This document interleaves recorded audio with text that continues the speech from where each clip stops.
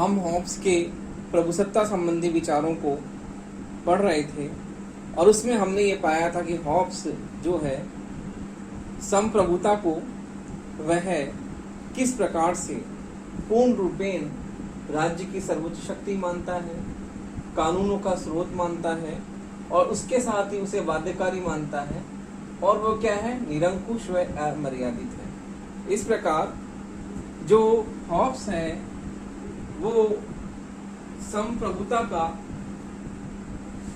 बहुत ही प्रचंड समर्थक है और संप्रभुता का उसने प्रबल रूप से समर्थन किया है और उसकी संप्रभुता का आधार सामाजिक संविदा है, अर्थात सामाजिक समझौते के द्वारा संप्रभुता निर्मित होती है, क्योंकि राज्य एक कृत्रिम संस्था है, मानव समूह द्वारा राज्य का निर्माण होता है। इस प्रकार से हॉब्स जो है वह संप्रभुता का आधार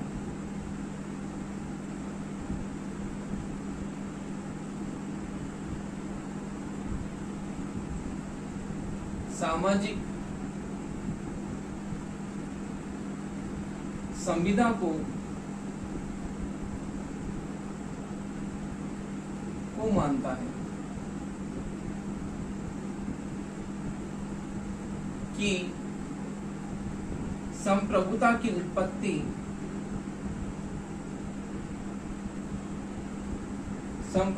उत्पत्ति समझौते के द्वारा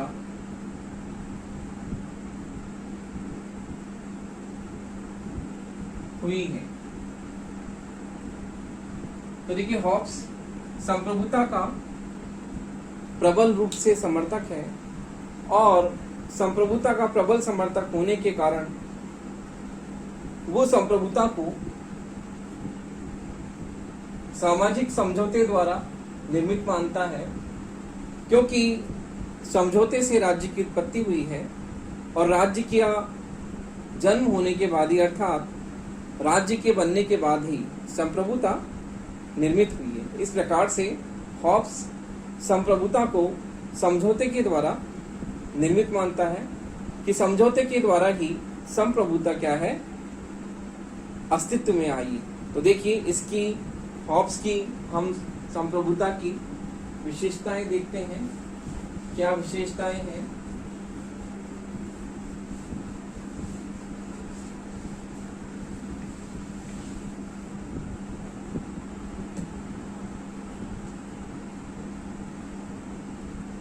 देखिए, हॉब्स के संप्रभुता सिद्धांत की कुछ विशेषताएं।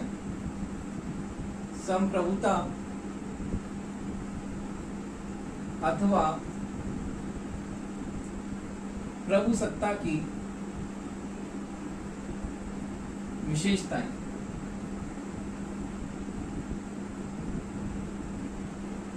क्या विशेषताएं हैं? पहली है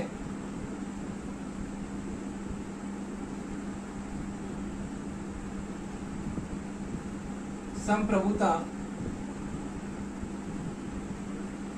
समस्त विधियों का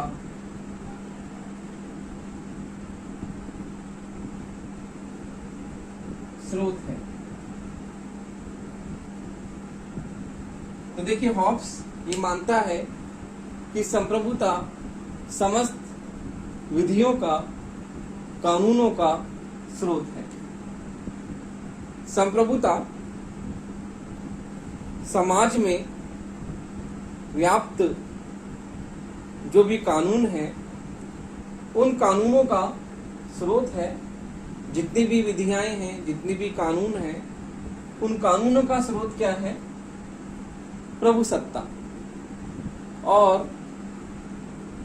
प्रभुसत्ता के द्वारा ही जो भी समाज में निर्णय होते हैं वह निर्णय प्रभुसत्ता के द्वारा ही होते हैं। और संप्रभुता समाज में व्याप्त समस्त कानूनों का समस्त विधियों का स्रोत है और समाज में जो नागरिक हैं वह उन कानूनों को मानते हैं या नहीं मानते हैं, वो उसकी सर्वोच्चता पर निर्भर करता है कि कुछ कानून मानने योग्य होते हैं और कुछ का व्यक्ति जो है वह पालन नहीं करते। तो देखिए, संप्रभुता समस्त विधियों का स्रोत है और इसमें बाध्यकारी शक्ति है कि कानूनों का पालन नागरिकों को करना ही है। तो इसमें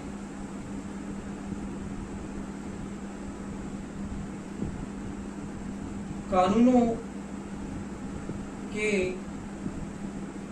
पालन की बाध्यता निहित है। समस्त कानूनों का स्रोत है। व्यक्ति आदेशों का पालन कर भी सकता है, आदेशों का पालन नहीं भी कर सकता, लेकिन जब कानूनों के पालन की बात आती है तो इसमें दंडकारी शक्ति का प्रयोग किया जाता है। यदि कोई व्यक्ति सरकार के आदेशों का पालन नहीं करता है, कानून के आदेशों का पालन नहीं करता है, तो उसको संप्रभुता दंड दे सकती है। तो इस प्रकार से इसमें दंड की शक्ति का प्रावधान है। इसी प्रकार से दूसरा जो है वो यह है कि संप्रभुता असीमित है, अर्थात इसका क्षेत्र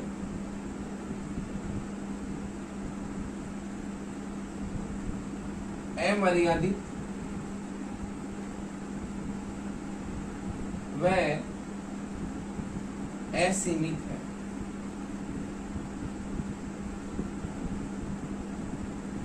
तो देखिए, संप्रभुता असीमित है और इसमें इसका क्षेत्र अमर्यादित व असीमित है, अर्थात यह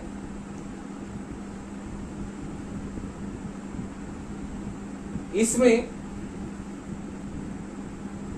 जो व्यक्ति इसमें भाग लेते हैं उस पर भी यह लगाई जाती है और जो इसमें भाग नहीं लेते, अर्थात जो संप्रभुता में शामिल हैं वो व्यक्ति पर तो ये लागू होती है, लेकिन उन पर भी लागू होती है जो इसमें भाग नहीं लेते। इस प्रकार से संप्रभुता का जो क्षेत्र है वो असीमित है और अमर्यादित। यह सभी लोगों पर,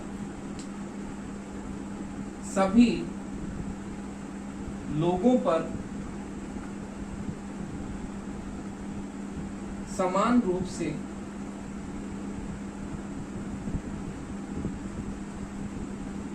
लागू होती है। तो देखिए, संप्रभुता का क्षेत्र अमर्यादित है, असीमित है। इसे हम किसी क्षेत्र में नहीं बांध सकते कि ये इन लोगों पर लागू होती है, इन लोगों पर लागू नहीं होती है। इस तरह से नहीं है, ये सभी पर लागू होती है। इसके क्षेत्र में सभी लोग शामिल होते हैं जो कि संप्रभुता के अधीन रहते हैं। तो इस प्रकार से संप्रभुता असीमित और अमर्यादित होती है। इसको हम किसी भी क्षेत्र में इसको विभाजित नहीं कर सकते हैं क्योंकि इसका क्षेत्र क्या है, असीमित है। अगली विशेषता देखिए,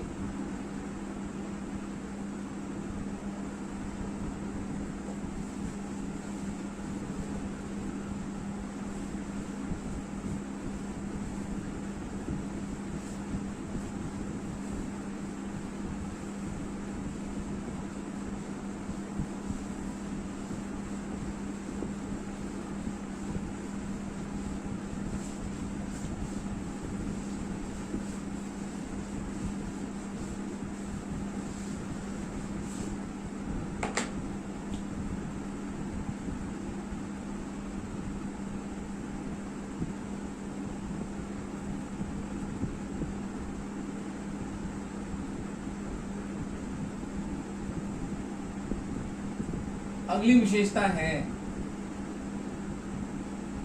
कि संप्रभुता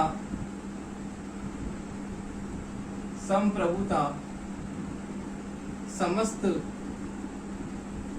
प्रशासनिक शक्तियों का एकमात्र स्रोत है।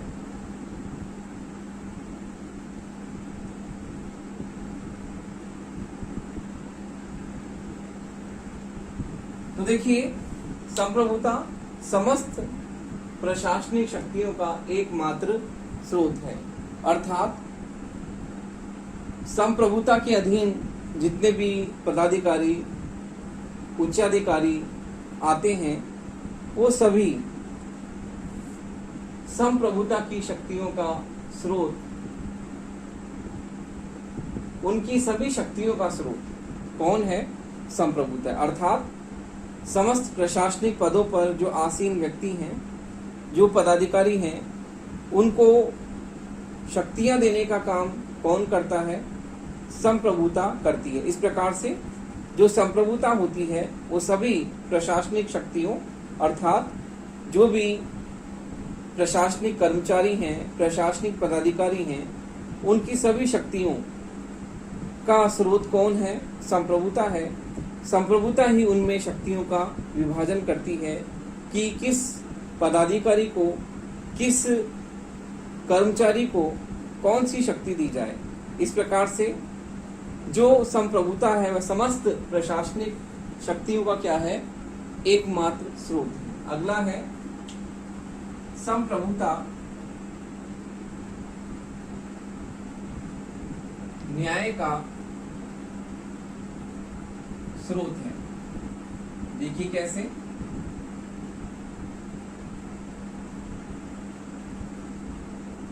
क्योंकि हॉब्स ये कहता है कि संप्रभु का आदेश ही क्या है?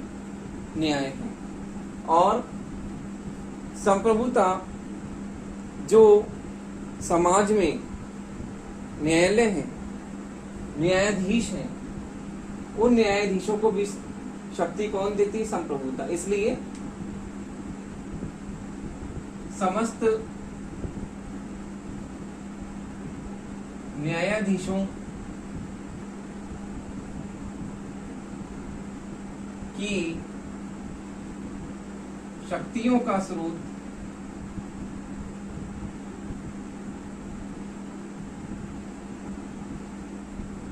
संप्रभु है। तो इस प्रकार से संप्रभुता न्याय का स्रोत है। जो समाज में व्याप्त न्यायालय हैं, उन न्यायालयों में जो न्यायाधीश काम करते हैं, उनकी शक्तियों को भी कौन देता है? संप्रभुता। तो संप्रभुता उनकी शक्तियों का उनमें बंटवारा करती है कि किस किस जो है, जैसे पदाधिकारी की बात हमने की थी, इसी प्रकार से न्यायालयों को कौन से न्यायाधीशों को शक्तियां किस प्रकार की दी जाएगी, वो भी क्या करती है? संप्रभुता ही इस बात को तय करती है कि समस्त जो न्यायालय में न्यायाधीश काम करते हैं उनकी शक्तियां जो है किस प्रकार से दी जाएगी। इस प्रकार से शक्तियों का विभाजन अथवा शक्तियों का नियंत्रण और संतुलनकारी समन्वय हमें संप्रभुता में ही हमें देखने को मिलता है। किस प्रकार से संप्रभुता शक्तियों का विभाजन करती है कि किस व्यक्ति को, किस पदाधिकारी को कौन सी शक्ति दी जाएगी। तो इसलिए संप्रभुता जो है वह न्याय का स्रोत भी है। अगला है अधिकार केवल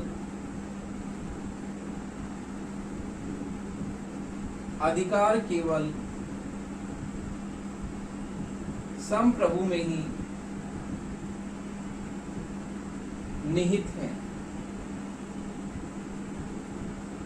देखिए, अधिकार की बात होती है कि अधिकार जो है वह केवल संप्रभु में ही निहित है। हॉब्स किसी भी व्यक्ति परिवार के समुदाय के सदस्यों को, व्यक्तियों को वह अधिकार नहीं देता है। केवल संप्रभु में ही अधिकार निहित है। व्यक्ति को केवल एक ही अधिकार है, आत्मरक्षा का अधिकार। उसके अलावा उसे कोई भी किसी तरह का कोई अधिकार प्राप्त नहीं है। तो इस प्रकार हॉब्स कहता है कि अधिकार केवल संप्रभु में निहित है। वह किसी समुदाय अथवा संस्था को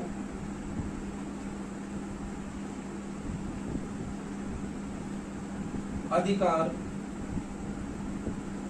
नहीं देता है।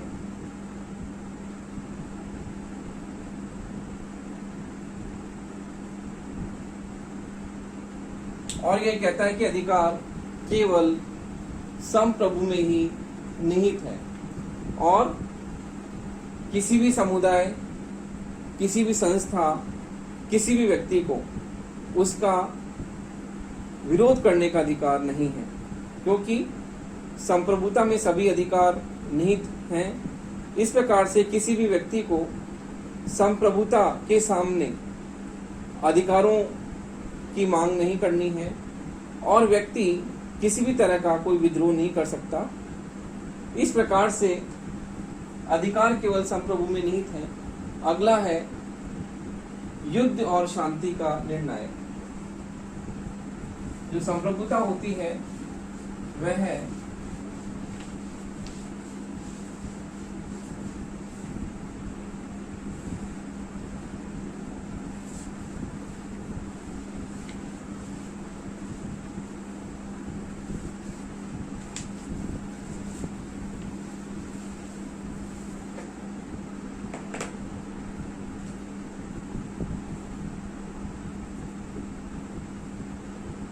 युद्ध और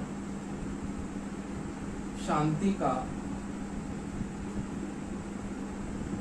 निर्णय।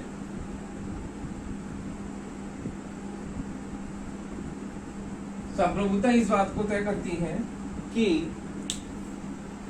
युद्ध और शांति जो है वह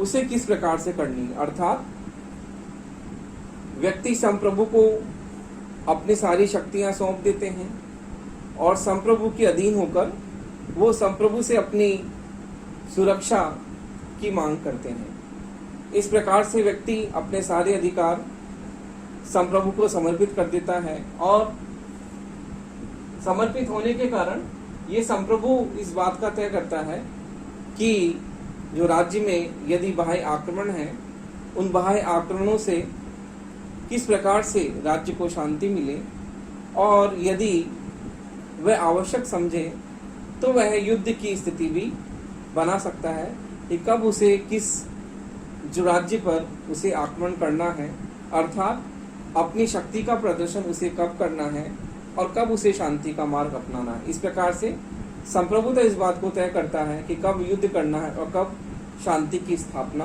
करनी है। तो ये भी संप्रभु में निहित है, युद्ध और शांति को तय करना। संप्रभुता अविभाज्य और अधीन है।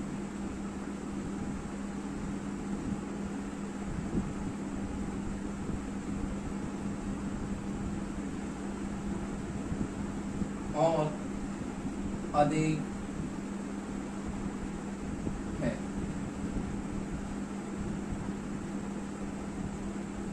तो देखिए, संप्रभुता अविभाज्य अर्थात संप्रभुता को हम खंडित नहीं कर सकते। संप्रभुता को हम अलग अलग हिस्सों में बांट नहीं सकते। यह अविभाज्य है और इसको हस्तांतरित नहीं किया जा सकता। किसी भी व्यक्ति को इसे हस्तांतरित नहीं किया जा सकता।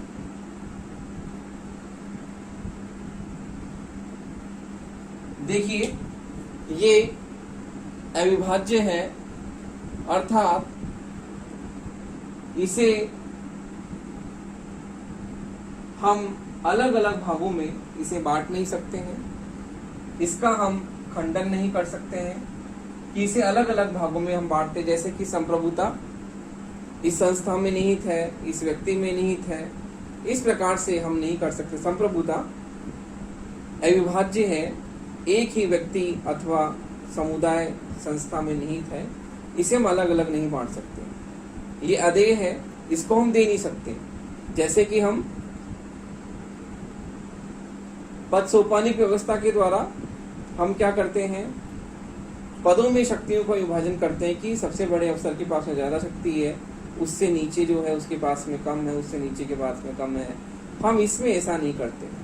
और ये हस्तांतरित वाली बात जो है वो ये है कि जैसे पद सोपानिक व्यवस्था में हम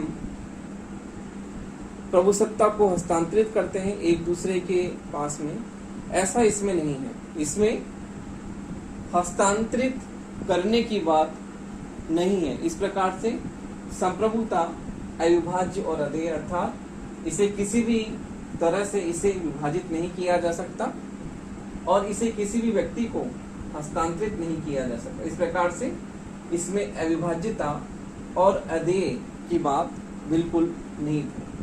अगला है, संप्रभुता का क्षेत्राधिकार सर्वव्यापी है। संप्रभुता का क्षेत्राधिकार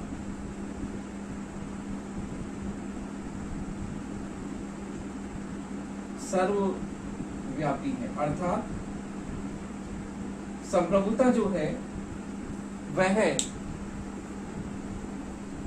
राज्य में सर्वव्यापी है और कोई भी व्यक्ति या समुदाय इससे मुक्ति का दावा नहीं कर सकता। यह सभी पर समान रूप से लागू होती है। तो इस प्रकार से संप्रभुता का क्षेत्राधिकार सर्वव्यापी है, इससे कोई भी व्यक्ति अथवा समुदाय या संस्था बच नहीं सकता, क्योंकि यह सभी व्यक्तियों पर समान रूप से लागू होती है।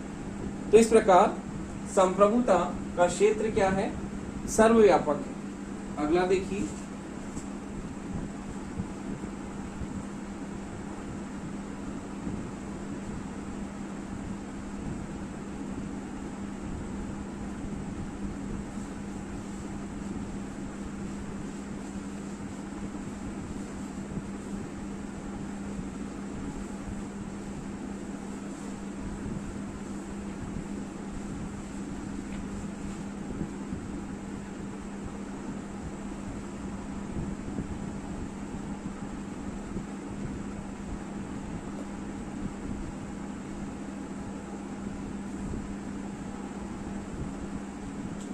अगला है संप्रभुता स्थायी होती है। यह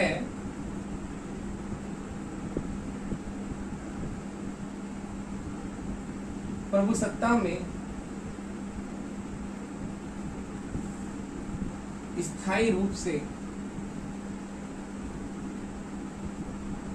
निवास करती है।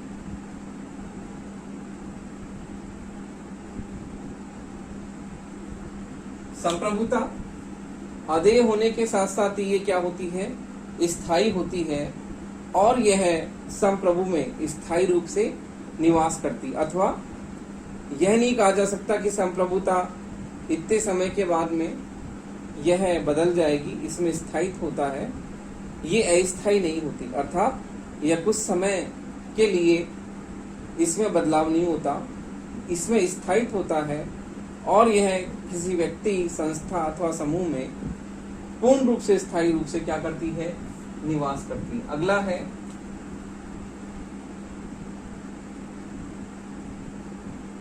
संप्रभुता निरंकुश होती है।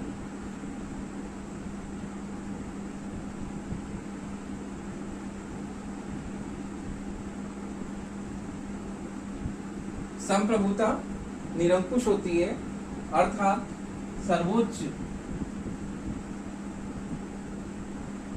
होने के कारण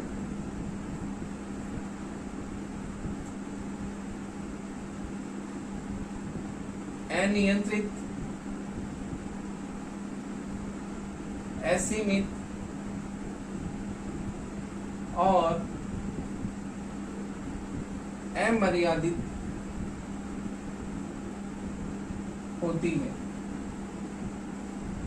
तो देखिए, संप्रभुता निरंकुश होती है सर्वोच्च शक्ति होने के कारण यह अनियंत्रित, असीमित और अमर्यादित होती है, क्योंकि संप्रभुता में शासन की सारी शक्तियां निवास करती हैं। यह सर्वोच्च होती है और सर्वोच्च होने के कारण ये क्या होती है? अमर्यादित होती है, असीमित होती है, अनियंत्रित होती है। अर्थात संप्रभुता पर किसी भी तरह का कोई नियंत्रण नहीं लगाया जा सकता। वो अपने आप में सर्वोच्च है, सुप्रीम है, सर्वोपरि है, इसलिए उसमें निरंकुशता का भाव पाया जाता है। अगला है संप्रभुता अपरिवर्तनशील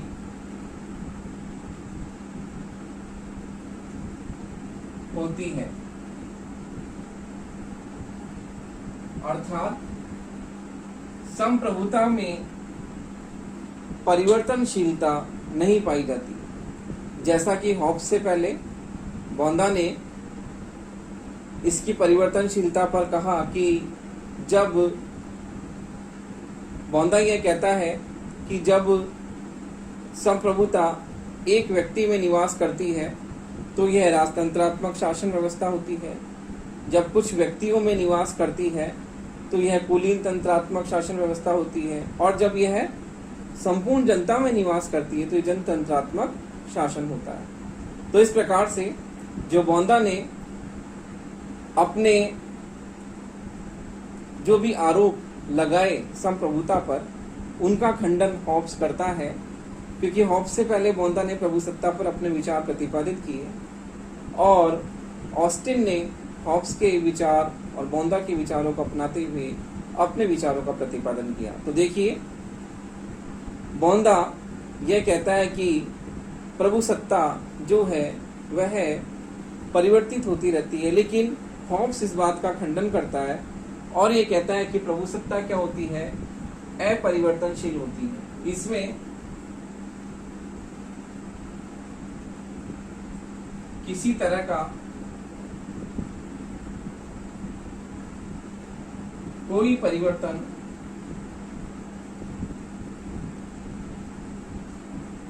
नहीं होता। तो इस प्रकार से हॉब्स बॉन्दा के इन विचारों का खंडन करता है और यह कहता है कि जो प्रभुसत्ता होती है वो अपरिवर्तनशील होती है, इसमें परिवर्तन की कोई संभावना नहीं होती। तो इस प्रकार से हॉब्स के प्रभुसत्ता संबंधी विचारों का अध्ययन करने के बाद में हमने देखा कि उसमें किस तरह की विशेषताएं पाई जाती हैं। यह स्थायी होती है, निरंकुश होती है, अपरिवर्तनशील होती है, इसमें यह अदेय होती है, अविभाज्य होती है और ये समस्त कानूनों का स्रोत होती है, समस्त विधियों का स्रोत होती है, सर्वोच्च होती है, सर्वव्यापक होती है। इसमें किसी भी तरह का कोई भी इसमें किसी तरह की कोई परिवर्तनशीलता भी नहीं पाई जाती है। तो इस प्रकार से इन सारी विशेषताओं के आधार पर हम यह कह सकते हैं कि हॉब्स के जो प्रभुसत्ता संबंधी विचार हैं वो बहुत ही महत्वपूर्ण है और उसके प्रभुसत्ता संबंधी विचारों के आधार पर हॉब्स ने इसे कानूनों का स्रोत माना है और कानूनों का स्रोत मानने के आधार पर इसने इसे सर्वोपरि बताया है। जैसा कि उसका कथन है कि संप्रभुता कानून का आदेश है। तो इस प्रकार हॉब्स के प्रभुसत्ता संबंधी विचारों की विशेषताओं के आधार पर हम यह कह सकते हैं कि हॉब्स ने अपनी प्रभुसत्ता को अर्थात संप्रभुता को सर्वोच्च माना है और सर्वोच्चता के आधार पर ही वह निरंकुश, अमर्यादित और अपरिवर्तनशील है।